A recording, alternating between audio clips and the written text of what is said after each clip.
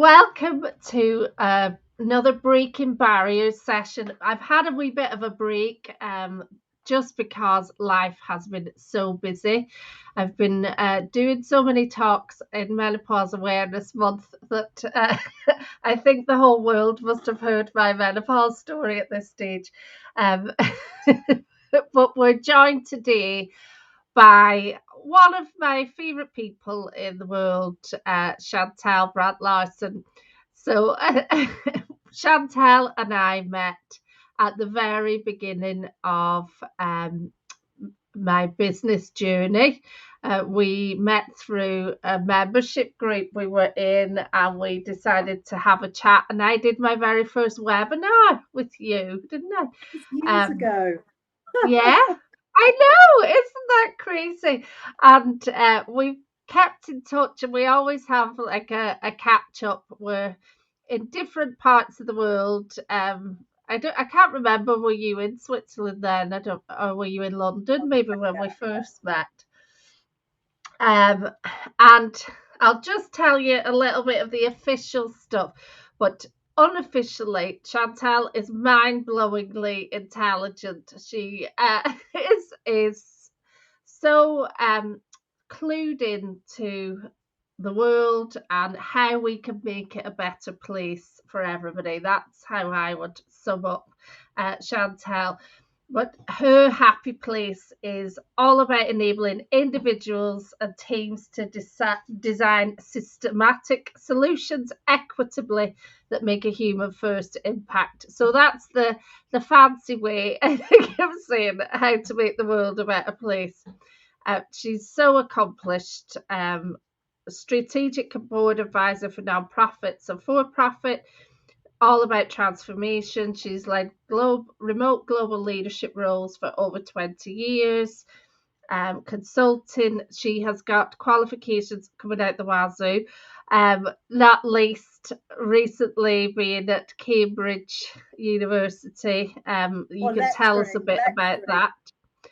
Yeah. Lecturing at Cambridge University. See, um, she is. I have put her bio, and I'll post it afterwards as well, so you can see the many magnificent things that Chantelle has done. A doctor, Chantelle, should I say? And that's happened since we met, if I'm not mistaken. Yeah. It Yeah, has. Yeah. You've grown a yeah, massive business community impact yourself. I mean, because yeah, Generation Women has been going for a very long time with a lot of impact. But yeah, I think that has. So that I think my kids are now teenagers, and I think at the time they were toddlers. So that shows yeah. how Because our kids are about the same age. Yeah. yeah. So, welcome, Chantal. It is so wonderful to have you here, and I'm excited to delve in and talk to you about many things, not least about your experience, your career experiences. This whole program is called Breaking Barriers, and that's something you do and have had to do and have not necessarily wanted to do at many times through your career, and you continue to do. And so I'd love you to open us up with a bit of tell us a bit about you, your story, what got you to where you are today. Yeah, so let me just center ourselves at the moment, in this moment, because I guess I knew what you're going to ask me, but we are the morning of people waking up to some news which recognizes Yeah. what the system actually is like. And I think there's a real recognition of barriers, that barriers do exist in the world. So, what I want to give people a view of is wake up, please. There is a reality dependent on which intersectionality you're at of the barriers. And for me, that's part of one of the key lessons. But secondly, if you start to recognize that there's barriers rather than the kind of propaganda of just believe your way out of it, and the gaslighting, then actually you can start to deal with that is. So my story, although I'm in Switzerland, as you mentioned, I'm originally from the UK, originally from Oxford. As you can probably tell from the accent, I've been in Switzerland now for, it will be 17 years in January coming. I was only ever supposed to come over for a year for a contract. A great guy called Richard Wells. He was absolutely amazing. But he did warn me Switzerland's racist. And he did warn me and set me up with the right support framework and the right system. So there was the GC, who was originally from Iran. He took me under my wing, was kind of like a godfather figure, and all of the team. And initially, they found me housing, well, an apartment, because it was a mobility move. But I didn't have the apartment because I was Black. My parents came over, and my dad was teaching until recently salsa in Oxford. He allowed the younger generation to take over. We went out and we couldn't get a taxi because I was Black. So there were many years of personal circumstances that kept happening. But never really in my workplace, because I think when we knew each other, I was very global. So I wasn't really touched by this kind of subculture that very much exists in Switzerland. And for anyone that doesn't know Switzerland, you probably think of chocolate, cheese, and skiing. I think the two education points that people need on Switzerland is the last woman got the right to vote in 1991, so it's very patriarchal. So one of my experiences before I went out to go and speak to 100 women in tech was the men deleting my speech and believing they could write it for me. And so it's, finding your voice among many other things that the women face here, in the way that the systems are set up, the inequity, the pay, the different power balances. The second thing, when it did move into the workplace, it was as explicit as this is a white space, you can't lead here. And those things start to impact you after a while.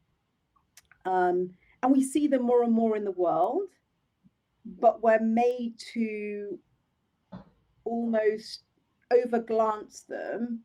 Well, it can't be, because we just have the new leader of the opposition, the Conservatives, who says there's no such thing as systematic oppression. It can't be because that person's made it. But in reality, we have instances of the police officer being charged now for shooting a Black person because they're afraid in the UK. Let alone Windrush, many injustices, that there's a real need to recognize this is the system.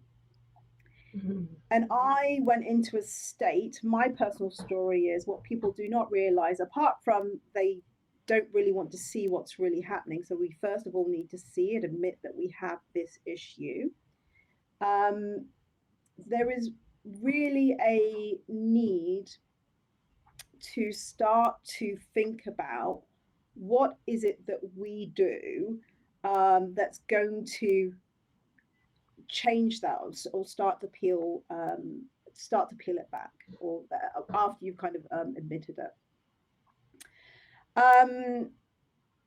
I mentally also had physiological damage. So it got to the point where I had 4 tumors removed. I couldn't walk. So people need to realize that your body keeps count, we say.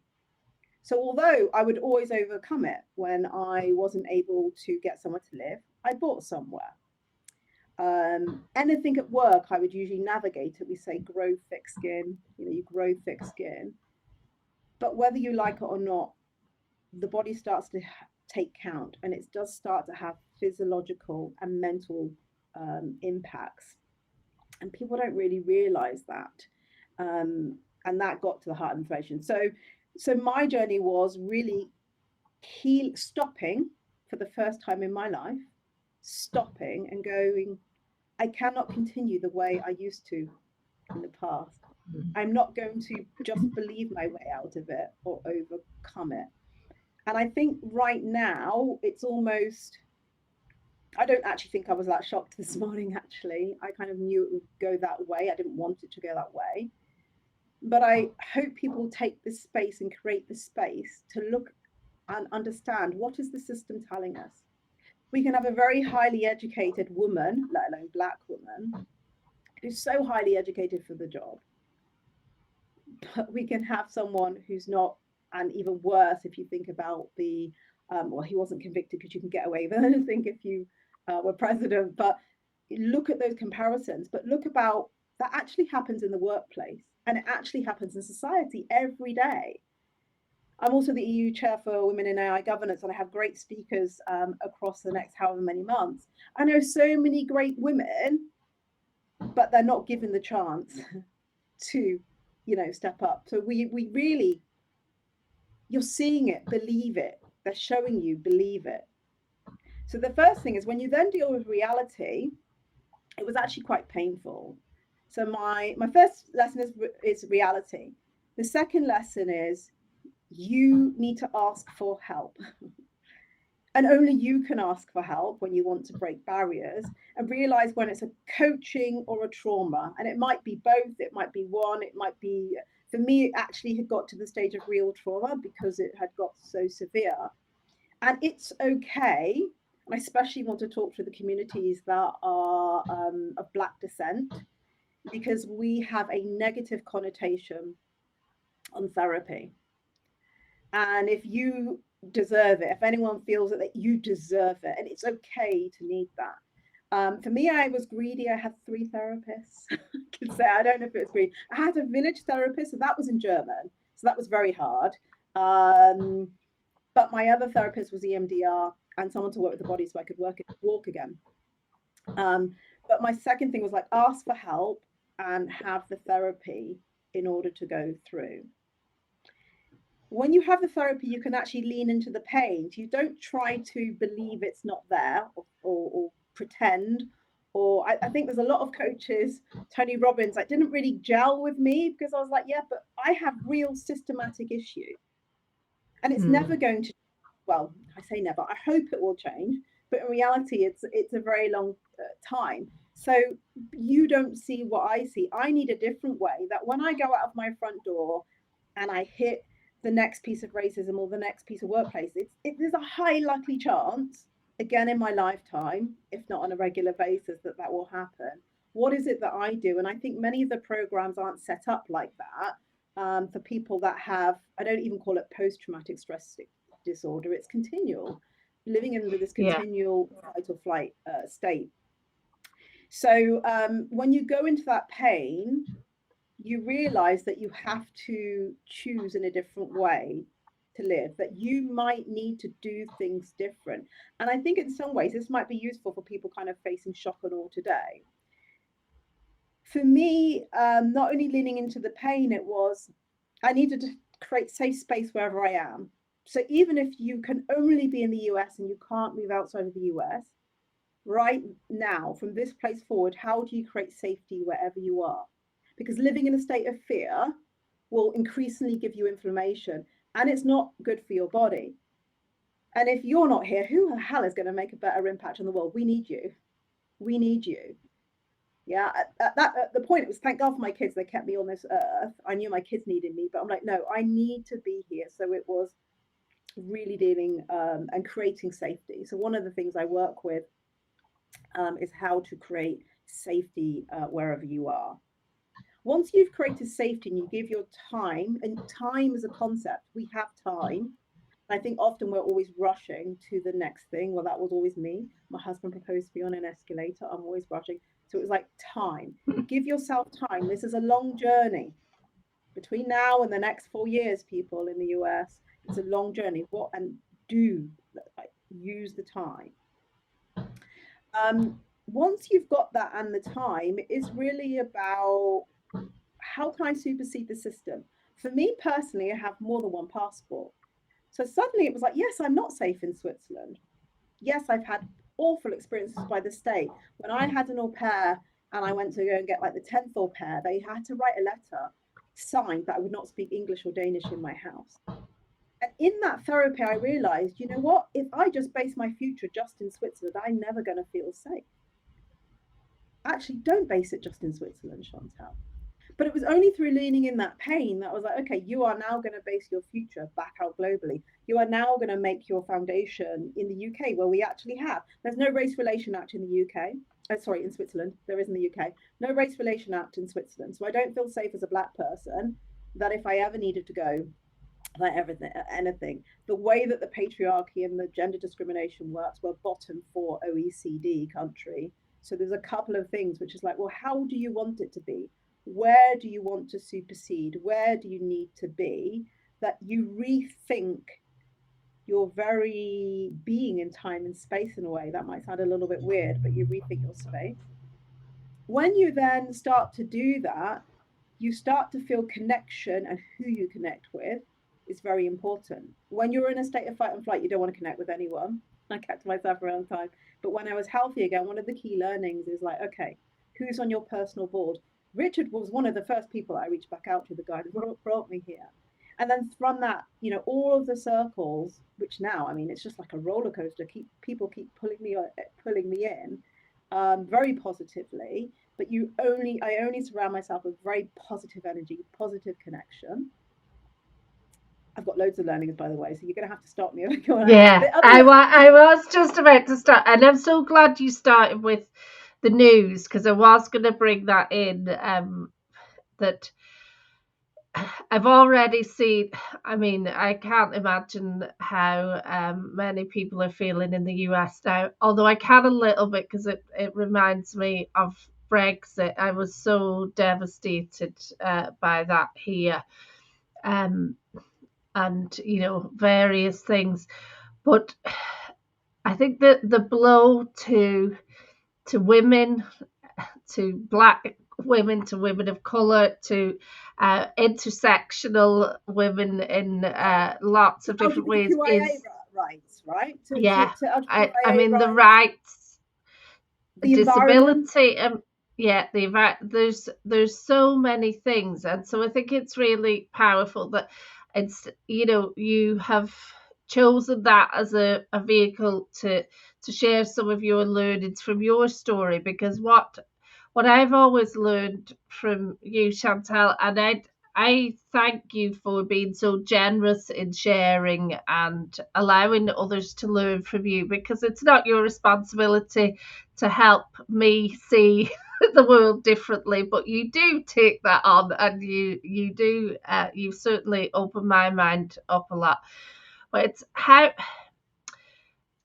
the overtness of what you've dealt with, and then couple that with the covert racism, sexism, misogyny that you've dealt with, and it, I can, it's so palpable, and it's so understandable why that had such a strong physical, mental, and an emotional impact on you. And for anybody that doesn't follow Chantelle on TikTok, particularly, you know, you share a lot of your healing journey and the physical manifestation of that pain and those challenges. And I don't hear enough being talked about. It's so obvious when you say it and you share your experience, but yet it's something that so many of us, excuse me, are blissfully unaware of, because that's not our experience. And it's been a huge wake up call, and I think it needs to be a wake up call for all of us, that the impacts of this societal structure that we have, how things are set up against so many sections of our society, and with today's news are not set to get any better but worse. All of the massive impact of that is, you know, it's something that we all need to wake up to and to pay more attention to. I think what's really important as well when we go into it, especially for women, one of the things that it really impacted was my hormones. And I know you're very much heavily into menopause, right? I'm perimenopause. Yeah. And at that, with the stresses that we deal with, it impacts your cortisone. So I'm going in a little bit into the TikTok world, because that inflammation, why I could not walk. I mean, I have no joke that each part of my ligaments here, so like at the elbow, There were like 3 times the size. That was just swollen with inflammation. What happens is your body has so much inflammation running through it. And the doctors will keep on wanting to give you pills. And of course, I work with my doctor. It actually changed my very, what I could tolerate. There were certain foods I can't tolerate because it affected my microbiome as well. But in terms of the changing in the hormones, that can actually be detrimental for women, especially of our age. When it can bring on menopause, it's impacting you. So the thing that I really went into was indigenous practices like gua sha. So the gua sha that I do literally removes my inflammation every day, and it's one of my mechanisms, I would say, to break barriers. How can I be healthy every day? I know that when I'm in the shower, because I have a gua sha comb, I literally rinse, do that every day. So whatever I face during the day, because there are going to be, if you admit that we are in this world where isms and phobias exist, yeah, homophobia, transphobia, xenophobia, racism, sexism, all of those, and it hasn't changed yet, then we need to have a way in which that we can center ourselves mentally, physically, and that we can take inflammation out of our body on a regular basis. And that we can then bring about our power in collaboration with others. This is the time that we need to be collaborating with others and find others. Be kind, yes, but find others to go, what's the work we need to do now? How do we connect people? Because we're so disconnected in this day and age anyway, because of these. But sometimes I think we're so also disconnected from each other, which is why we have these kind of polarizations of right and left, and so we don't really understand the other perspectives. I know when I'm speaking to people, did that really happen? Yeah, but these things, and that can even be, the Graham Norton moment. You saw the viral Graham Norton. Yeah, there was a lot of shock, but if there was more connection and dialogue, and I mean real connection, to really understand what's happening, you then start to seed into an understanding and a value set, and people vote for values, people act for values. So if anything more than now, breaking out barriers is also about connecting with people at a meaningful level. And that's kind of how I've gone forward. It's that rich connection with myself and understanding my energy and how the connection with people on meaningful change and communities and movements. I mean, traditionally we've worked that way, but even more so the world needs us now in doing that. Yeah, absolutely. And it's interesting that, the Saoirse Ronan, if you watched the show, it was actually a blink and miss the moment, which seems hard to believe with all the how that's blown up.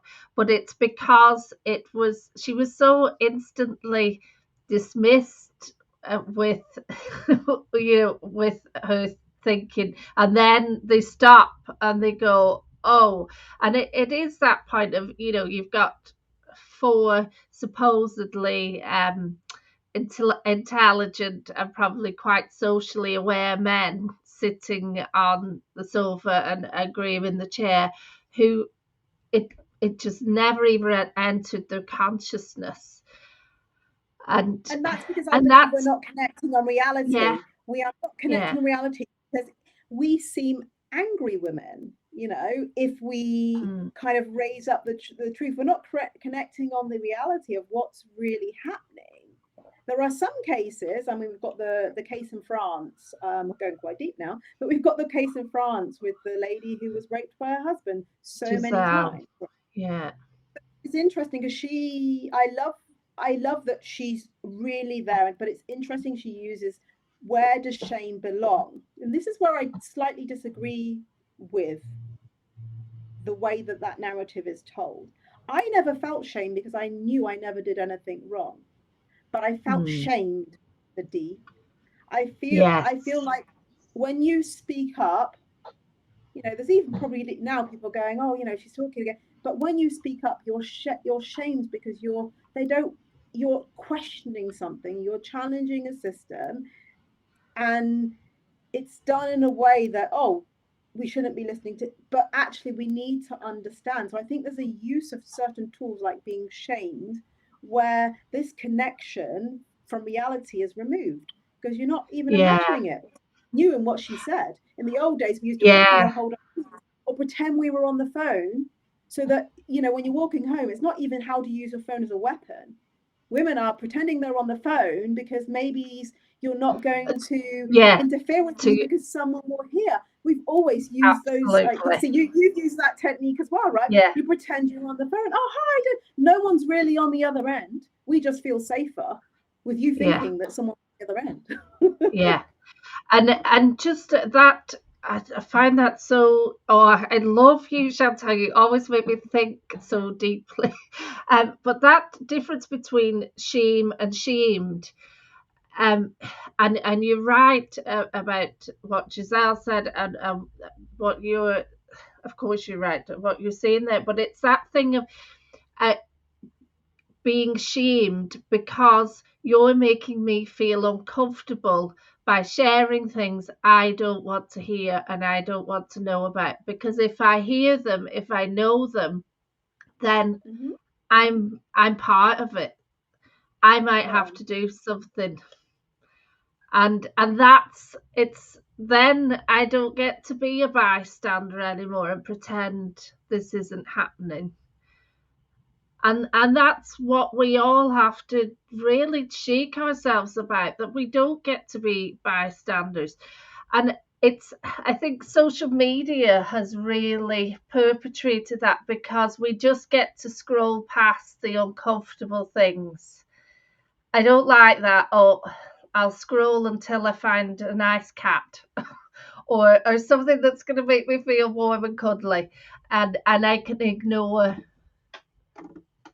I think social media or AI, because I work a lot with AI, it just perpetuates human behavior that was always there. So I think Yeah. that there is the discomfort and there is the uncomfortable. Are you courageous and brave enough to admit where? I mean, there are times when I go, God, I've got privilege, and I've done something about it. But very often, very not very often do you see that. So I think it's just perpetuating that's already there, because I'm not too sure how great it was. My kids would say in the old days, in the 2000s, but it's not that old, but in the old days, AI does exactly the same. We are building a foundation, but we have a foundation of which AI is built on, which is primarily based on one color and one gender. And then we're going, well, actually, you need to, not have bias in it. But women's clinical trials began in 1993. Hello, healthcare. Um, Underrepresented groups are more declined for loans. Oh, hello, risk, trust, within the finance sector. Seatbelts, women are 70% more likely to die, 47% more likely to be injured, because it was never designed for us from a product level, the way our organs and where their spine and so forth. So we're more likely to die. Now, the difference is, as we go into a world of AI, where it will then generate solutions, yes, with human oversight, and hopefully they're not lazy, but it's doing it on the basis of those foundations. So we're actually moving into a V, or a branch. Yeah. It could be a more dangerous time, or it could be an opportunity to fix that foundational data in the system. The challenge is, what's driving people? Is it power? Is it greed? Often that is the case, right? Or do we actually start to fix that? Because actually you have more markets to access, you have more consumers to access. If you have real targeted pharmaceutical solutions, for women, for different minorities, if you can access the global south more, but you really need to look at the data, this is revenue, this is bottom line, this is profit. So when we talk about, the other thing that's breaking barriers for me is I may not be everyone's cup of tea because I talk like that. But anyway, would they even be successful? I'm looking for those trailblazers. And for me, those people that kind of get it, it's more, okay, you're going to be successful, in that. It's being fearless, because I've only got a limited amount of time on this earth. So being really true to myself, but then you really attract those people that are like, yeah, actually, we do want to grow our markets in the global south. Yeah, actually, we do want to know our wants, our needs of our customers more. And actually, if we had targeted healthcare on cardiovascular for women, that would be, great for us. So it's kind of being really true to that and finding your voice, but that takes a lot of the predecessors, like being safe and being healthy. So Yeah, yeah. Oh, you've got me sparking on so many things. I was at a brilliant event a few weeks ago. I was speaking at it, and it was very focused on inclusion in tech, in fintech particularly, and that, you know, just it being the right thing to do, as we know, but that whole thing that it does open up your market, it is financially the best way to do it. And why do it and then have to continually fix it? Why not just look at who we are talking about, involve, include, get those voices involved, and you create a far superior product ahead, yep. ahead of everyone. Which, yeah, it always makes absolute sense, and you just want to shake people and go, why are we not doing this? You also brought up there, you did mention the hormones piece, and Yep. I don't like to leave any conversation without digging into that a bit more. And so, yes, stress is the ultimate exacerbator of hormones, particularly in perimenopause. And also, as an intersectional woman, so, a Black woman, neurodivergent, LGBTQ, all of these things add a layer of complexity to your experience. And so, would you be happy to share what some of What, that in my has been like my for you? perimenopause time, which I'm currently in, what that's like? Yeah. So unreal.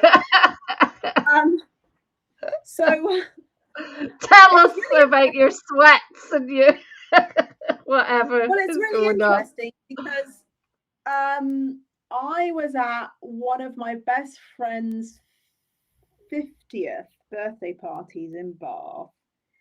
And one of our friends, common friends called Kate, she's not on LinkedIn because I think someone asked me, like, can you connect? She's not on LinkedIn, but she's in the NHS and she did her master's in menopause. And it was her who really enlightened me because I'm lucky that in Switzerland I actually have a gynae visit every year. And they would measure my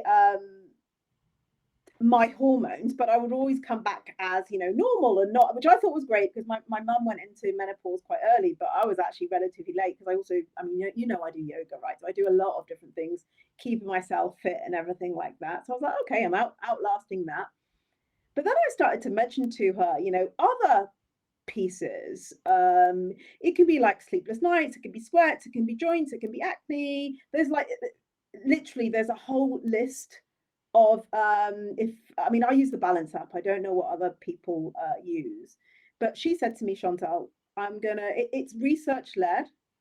They have a perspective of you can go the natural route or the plant similar, because we no longer have to have horse pee anymore, so get on it. So there's proper treatment. And I started tracking my own symptoms. And when I went on to the symptoms, I was amazed. Oh yeah, I've got that. Things that I would have never even associated with menopause. And then she educated me to go, you know what, Chantelle, you really do need to think about doing something because estrogen is literally linked to so many functions in your body. And this is why women end up getting more heart attacks. This is why women end up getting more. I always had an Alzheimer's moment there, Alzheimer's. So luckily, I think it was within 6 weeks that I'm seeing her. I had a meeting with my gynae and I just showed her because it gives you a report. It's amazing. It gives you a report. I showed her my report and she was like, okay, yeah, I think we need to do something. And so it was, because the thing is they can take your hormones, but it can change throughout the day. The better marker is your symptoms symptoms and what's going on, and I was able to get the right help. I think that's from the black lens impacted me, I think, and the other stresses in my life intersectionally, I will say, likely made it worse than what it was. I mean, I was bleeding for 6 months solid. That was another thing, and I was really low in iron because it had impacted. And so I don't know what came first. I do think it was stimulated by this workplace trauma that I had. But 6 months solid and having to have 2 iron injections, having to fly to the States, and my best friend was getting married. You know, you're really heavy and you're thinking, gosh, you know, going to the wedding wearing a dress. It was just awful. I think the other thing that came to me, and I don't know whether, I obviously found out I was autistic ADHD, but my daughter was diagnosed. Well, so my daughter, coming to the piece of when we talk about data, sorry, my brain flicks off in my neurodivergent thing because there's a few You said, because I'm also probably ADHD. I follow all of that's other people to follow. But just because we don't, often there are certain groups that have not been studied because they were not of interest. So typically, the biggest group that was researched for ADHD were white boys. So often it's not picked up in girls, and it's not picked up in black girls or Latino girls. I can say that my daughter in Switzerland, we have like a check 5, and she was in the top % in the country, like high flying top % in the country. But she was coming home. The school would say angry, I would say frustrated. I'm like, there's something here. So I, of course, I'm a very effect. I go in and I say, this doesn't make sense. You know, yes, she was being bullied, but we were dealing with that. I was like, this doesn't make sense. And I was like, are you sure there's not something? And their words were, she's too intelligent. And this is, again, shamed. You're shamed. Shamed is used. Intelligence has nothing to do with autistic ADHD. You can be super intelligent, by the way. 2 of us are representing, you know, a neurodivergent spectrums here. You can be super intelligent. Stop that crap. Get that out of the window. So I ended up taking, because it's normally diagnosed in the school, I took her to her children's doctor, who luckily have a practice that diagnose. She is off the charts, you know, in terms of, and now she's really thriving because we understand. Yeah. 2 things happen. My lovely husband looked at me and said, are you sure you're not? And then my therapist, I was telling her at the time, and then I got diagnosed. And I do wonder, the other thing that I see as I've got older, and maybe it's just so much is in my head because your brain is moving at hyperspeed. And as you're going through I think there's something with the neurodivergence to me that has got greater as I go through menopause, is what I feel. Yeah. Do I know if there's any science behind that, Sinead? No. But I can yeah. I'm going to say something deeply unscientific as well, but from my experience, I'm from the experience of working with several women. I think because you have so many demands on your system, and you had all the other trauma and everything demands on your system, what I have seen unscientifically is I feel like you don't have the spoons, the energy to do all the masking and all the things that keep you, you know, that you've been trained into your whole life to keep life going. And it's just like all of that comes off during perimenopause. And on one hand, it can be quite freeing and you become more of yourself, but on the other hand, it can be very challenging to suddenly experience, you know, the hormones, everything is coursing through your body or not leaving your body, but it's causing you to think, feel, and behave in ways that feel alien to you, and so can be a very challenging time to cope with. Yeah, I mean, if anyone knows the answer, they can probably put in the comment of this session. But for me, the thing that's logically, as my brain is firing, connecting the dots of different researchers that I've read, I mean, obviously it's our dopamine misfiring. And that's what happens. But also with your dopamine goes to your other hormones, right? And so all of those at that time, are in flux. To me, there must be some connection. But again, we go back to what's not studied. Menopause is still, people don't really care in certain degrees of what happens to the female body, even though we represent 50%, of the population when it comes to endometriosis, when it comes to menopause. And so it is an area where we need to understand, and especially also for neurodivergent women, because typically they are diagnosed around also this time, as far as I understand. So something is happening. Don't know the science. If anyone does, please please share. But something is happening where there's the interjection with the hormones, the dopamine firing. And I personally, I know it's up to everyone else whether you take pills or whatever, right? Or I also use mushroom powder, but I do have pills like lion's mane. Yeah, Might but save you. there are days where it's like, okay, and I didn't know that you could only have one voice in your head. I thought it was okay. I thought it was normal to have multiple voices in your head and to run 50,000 scenarios at one time, which is really funny because I was at Etihad, which is the technical university here. I was invited to a private table on Saturday. I was there on Friday, and we talked about quantum computing, and you're running ones and zeros at the same time, and the capacity for it to compute more. I think of that as like an ADHD brain. I think like we are able to compute so much that we actually just thought we were normal until we were diagnosed, because it was just normal for us to have all of these running concurrently. And people would always say to me, how do you get so much done? Where do you get all of your energy from? And I'm just like, what are they talking about? This is normal. But yeah, and then you learn, but what is normal? It's our normal, and we love it. So that's. And now we're running out of time, Chantelle, and I have loved this conversation. If we were to wrap up with what's a really important message, we started out with the current news. Let's finish up maybe with what's one thing that you have learned on your mega journey, and I've never known anybody research things as deeply and as well as you do, Chantelle. What's if you were going to give a gift to anyone watching this now, what might that be? actually, it's really not an intellectual one. And I'm usually all the time in my brain.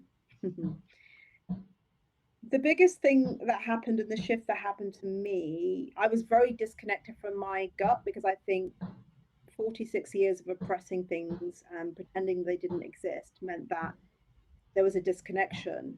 I was having to suppress it.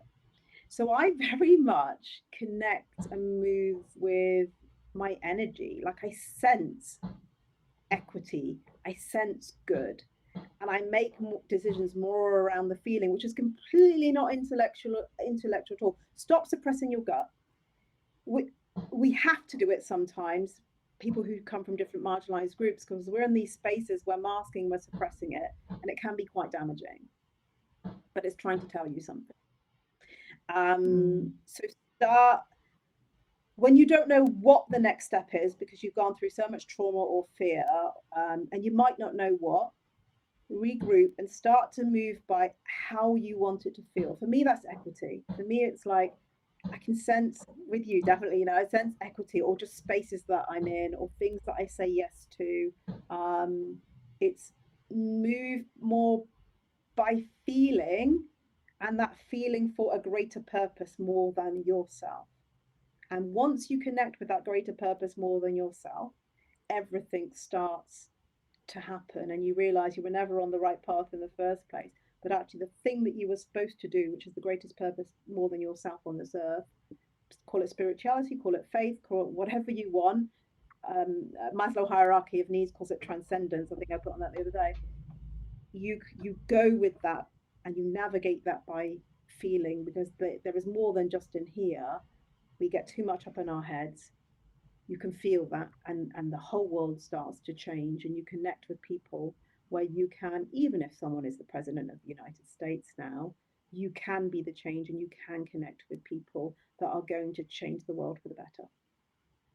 Oh, Drop that mic there, Chantelle. What a beautiful message to end with. Thank you so much for giving of your time and sharing your experiences and your insights, as always, so generously.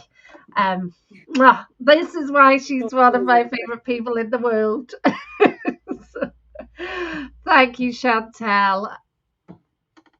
We will end there. Bye bye, everybody.